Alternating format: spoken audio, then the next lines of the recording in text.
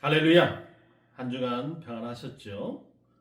오늘도 이 영상 예배에 참석하신 여러분을 주님의 이름으로 축복합니다. 또 갑자기 좀 추워졌습니다. 추운 겨울이니까 이제 계속 추워질 테고 오늘은 대림절 첫 주입니다.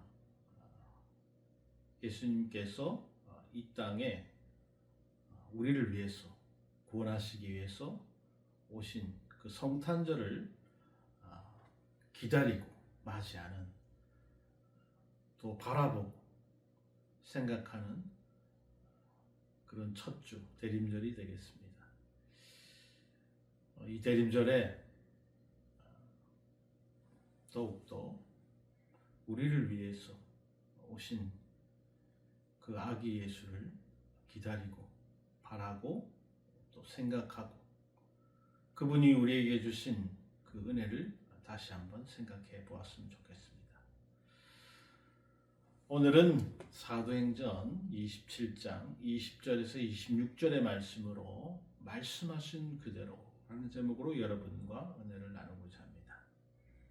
우리는 계속해서 이제 사도행전을 보고 있는데요. 이제 얼마 남지 않았습니다. 바울이 이제 감옥에서 고초를 당하고 이제 본격적으로 로마로 향하는 그 여정 가운데 있는데, 이 바울의 복음 전파라고 하는 이 사명을 안고 바울이 이제 제국의 심장인 로마를 향해서 달려가고 있죠. 그러나 그 길이 결코 평탄하지 않았던 것입니다.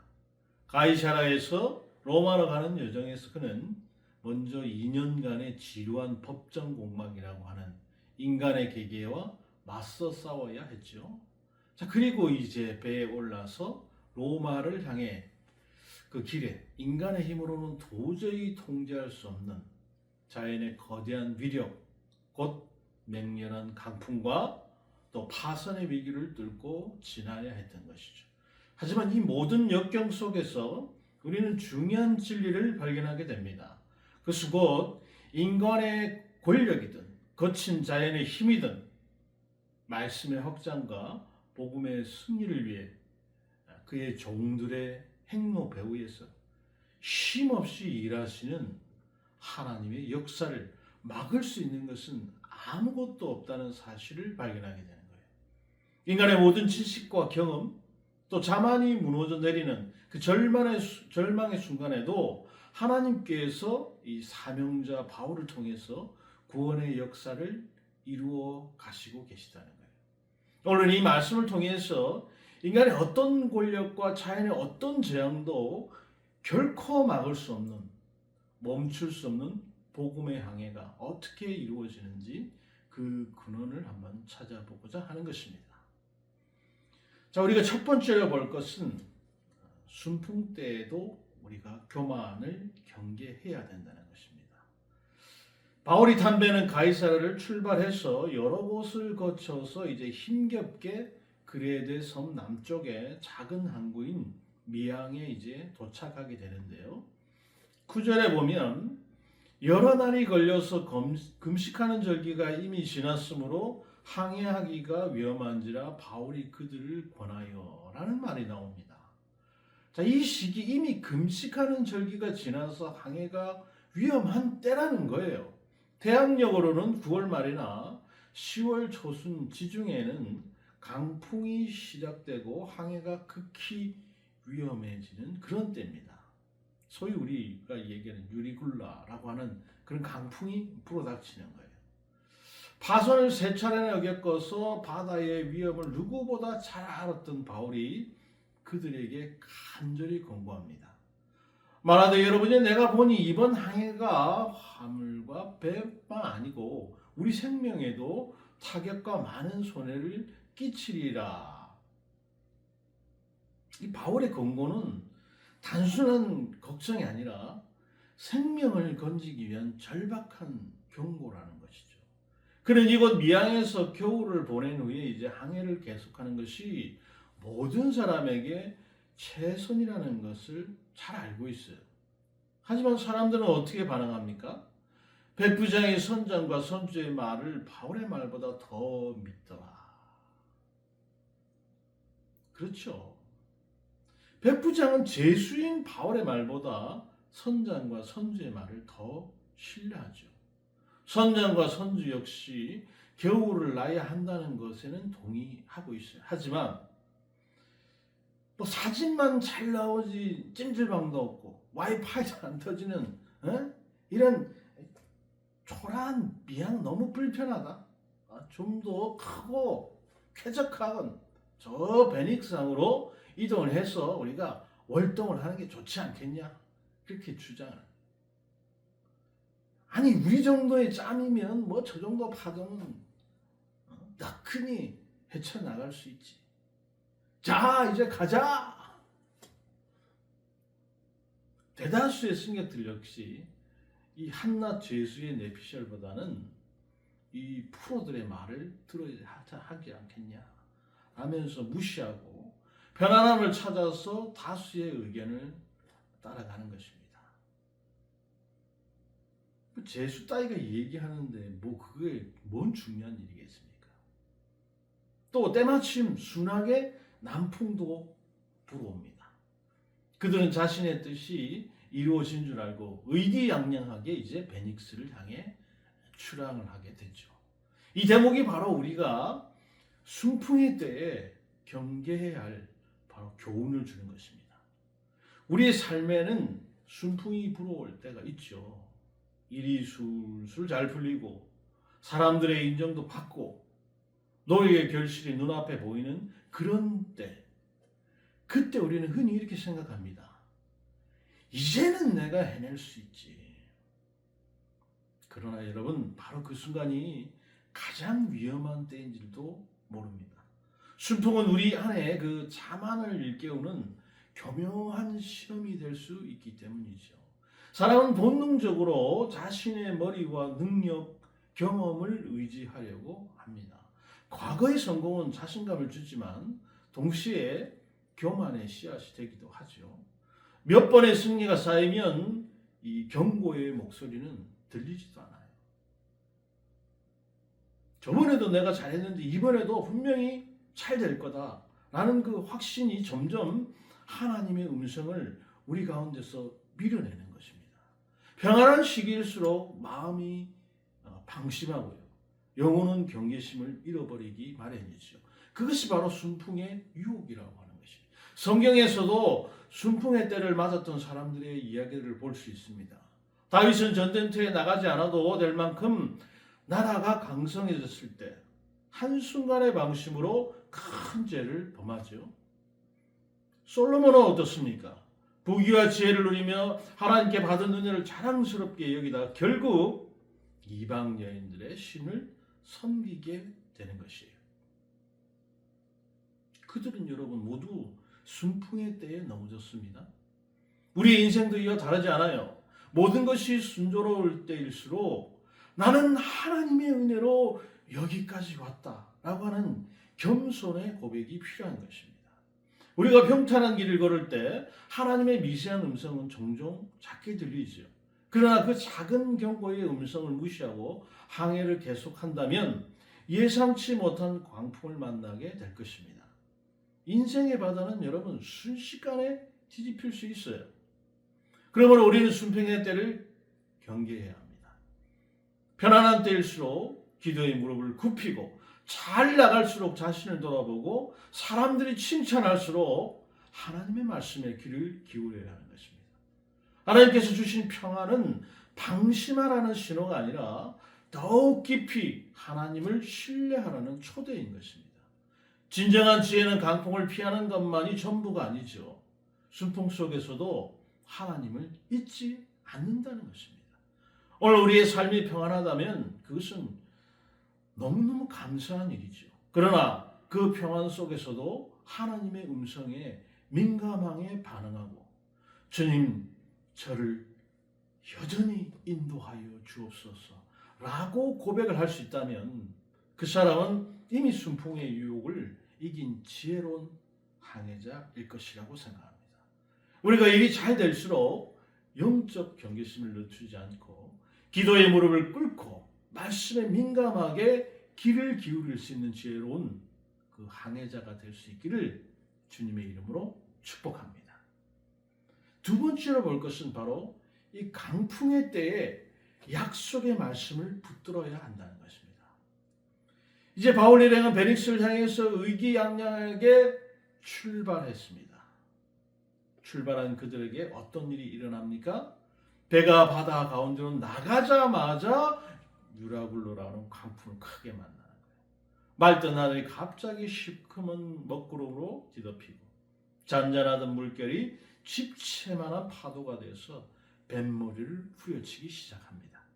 이때 선장과 선원들은 자신들이 가진 실력과 경험을 총동원해서 광풍에 맞서죠.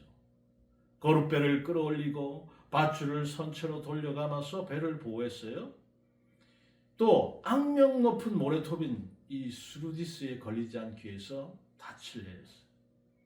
살기 위해서 아깝지만 이 수송 죽이는 곡물과 배 안의 기구들까지 다 바다에 내버립니다.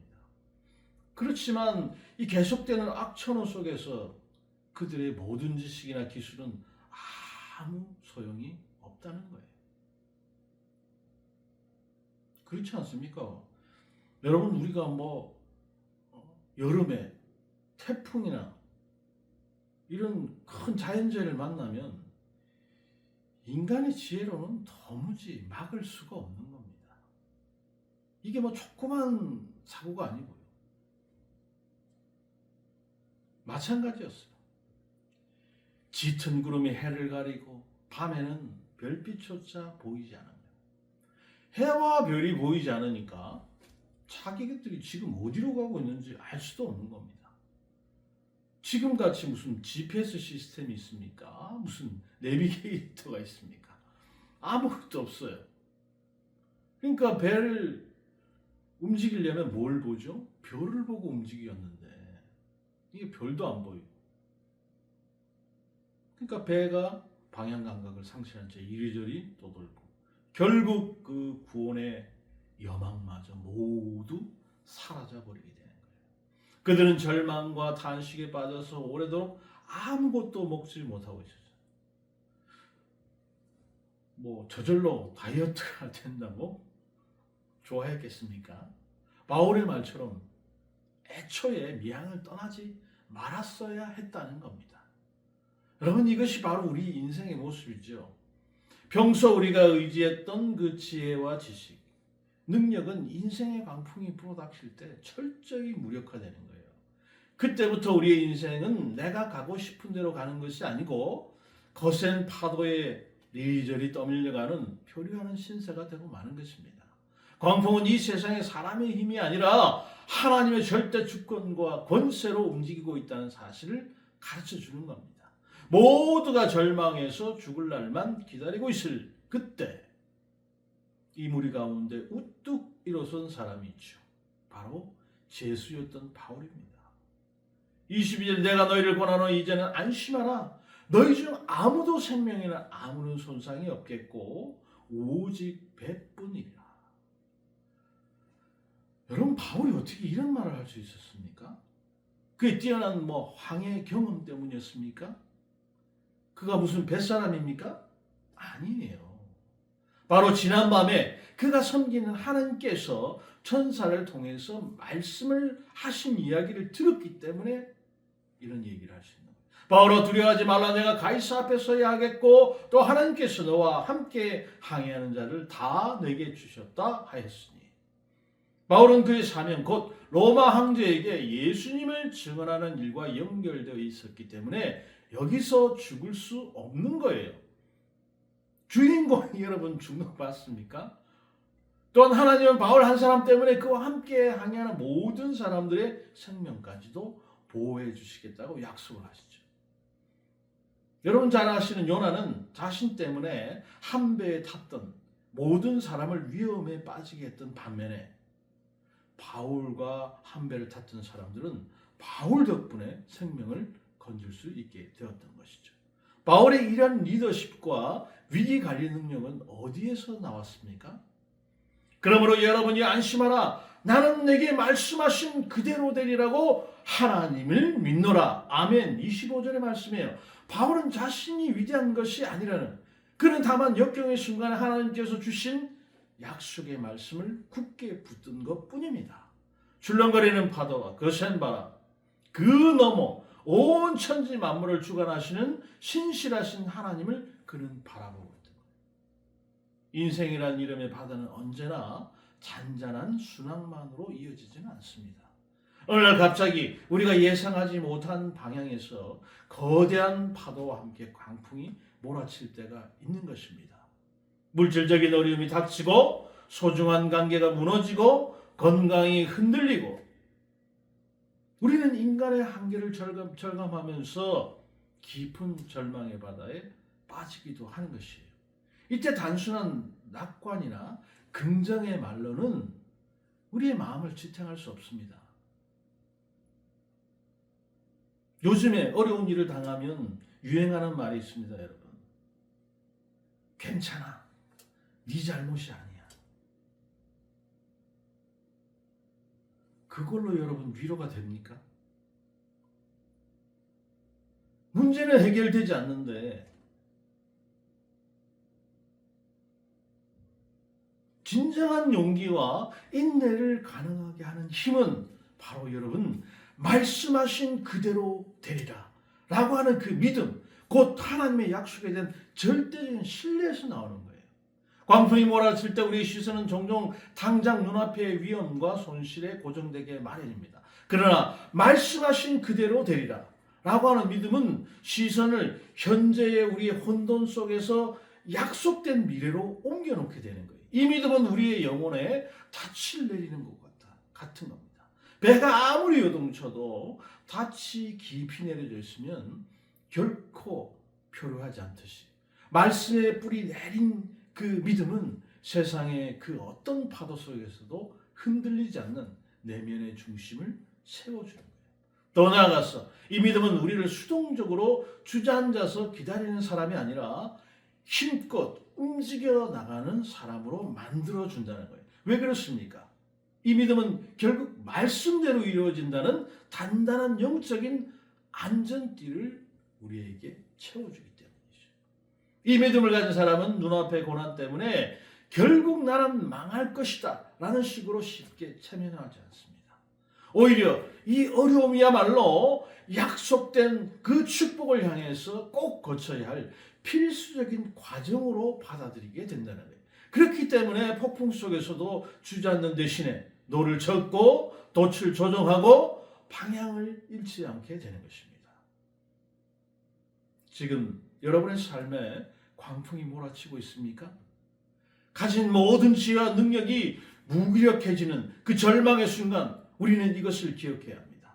우리의 구원은 인간의 경험이 아닌 하나님의 약속의 말씀에 있다는 거예요. 여러분, 바울처럼 담대하게 선포하십시오. 나는 내게 말씀하신 그대로 되리라고 하나님을 믿노라. 이 믿음이 영혼의 닻이 되어서 우리가 흔들리지 않게 붙들게 되는 것입니다. 우리가 시선을 눈앞의 위험이 아닌 약속을 반드시 이루실 신실한 하나님께 고정할 수 있기를 주님의 이름으로 축복합니다. 마지막으로 파선 때에는 목자가 되어야 된다는 것입니다. 자, 배가 미항을 떠나온 지 열나흘째 되는 밤에 여전히 포위하던 중에 사공들은 육지가 가까워지고 있다는 것을 짐작했어요. 그렇지만 육지가 가까워지면 뭐가 있습니까? 암초에 부딪힐 위험이 더 높아졌다는 뜻이기도 하는 거예요. 이때 사공들이 이제 닻을 내리는 척하면서 구명정을 내려서 자기들만 살겠다고 도망치려고 했어요. 이들은 자신의 양떼인 승객들을 버리고 달아나는 그 사꾼의 전형적인 모습이에요. 우리는 그런 경험을 많이 합니다. 꽤 시간이 지났죠. 11년 전인가요? 승객을 버리고 가장 먼저 배를 탈출했던 그 세월호의 선원들. 자기가 계엄령을 선포해놓고서 밑에 사람들이 전부했다고 미루는 어리석은 대통령. 우리는 보지 않습니까? 이 사건들의 비극을 우리는 떠올리지 않을 수가 없다. 다행스럽게도 이 모습을 바울이 목격을 해요. 바울은 즉시 백부장과 군인들에게 이 사실을 알려서 도주를 막게 되죠. 이로 인해서 사공들은 구명정을 버리게 되고요. 배를 움직일 인력이 남아서 모두를 살릴 수 있는 기회를 얻게 됩니다.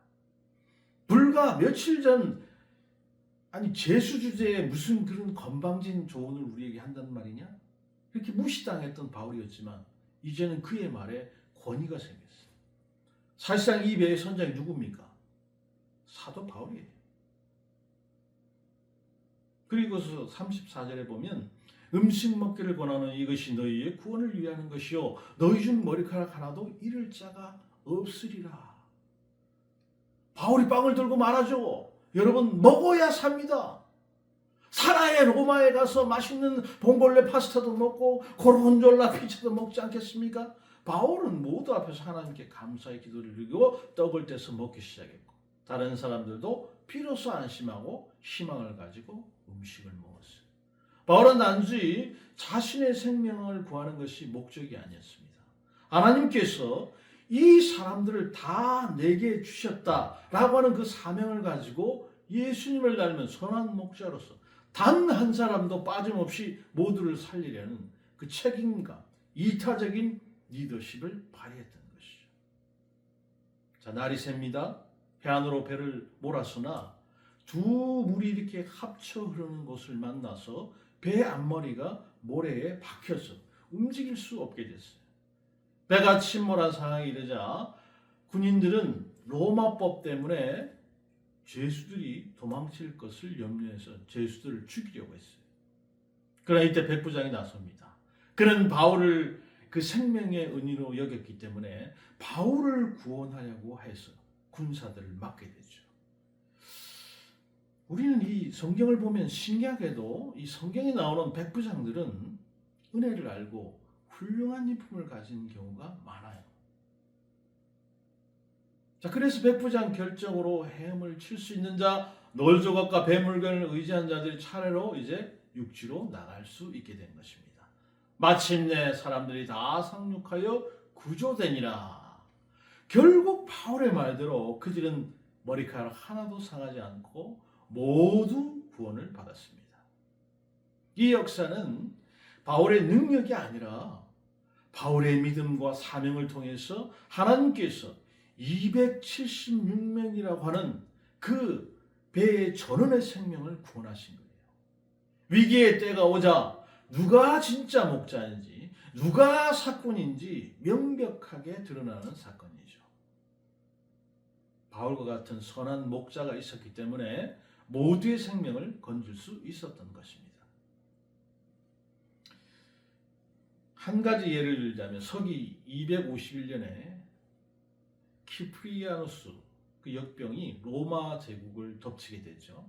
당시에 사람들이 공포에 질려서 병든 가족을 길거리에 버리고 도망쳐 버립니다. 그러나 당시 기독교 공동체는 정반대로 행동했어요. 이들은 죽음을 무릅쓰고 그 버려진 병자를 찾아가서 간화하고 시신을 묻어주었어요.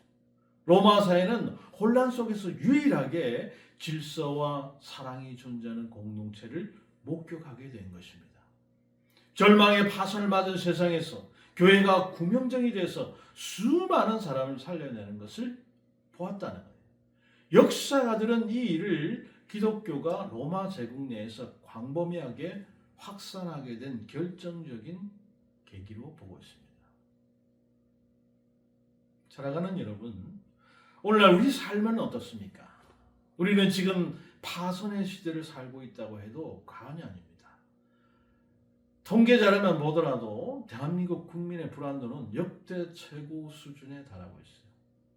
치열한 경쟁, 불확실한 미래 앞에서 수많은 사람이 절망의 폭풍우 속에서 표류하고 있습니다. 마음의 파선, 가정의 파선, 관계의 파선을 경험하면서 삶의 의미를 잃어가고 있죠. 매년 수많은 이들이 스스로 생명을 포기하는 비극적인 현실. 우리 사회가 얼마나 깊은 절망 속에 잠겨 있는지를 대변하는 자료들입니다. 바로 이때 사람을 살리는 목자의 역할이 절실하게 필요한 것이죠. 우리는 지금 사꾼처럼 자신의 이익과 안전만을 위해서 동랑치는 것이 아니라 276명의 생명을 구원하실 하나님을 믿고 모든 사람을 살리려 했던 그 바울처럼 책임감 있는 목자가 되어야 하는 것입니다. 초기 기독교의 그 공동체처럼 우리 교회가 그 절망의 파선 속에서 구원의 방주가 되어야 되겠습니다.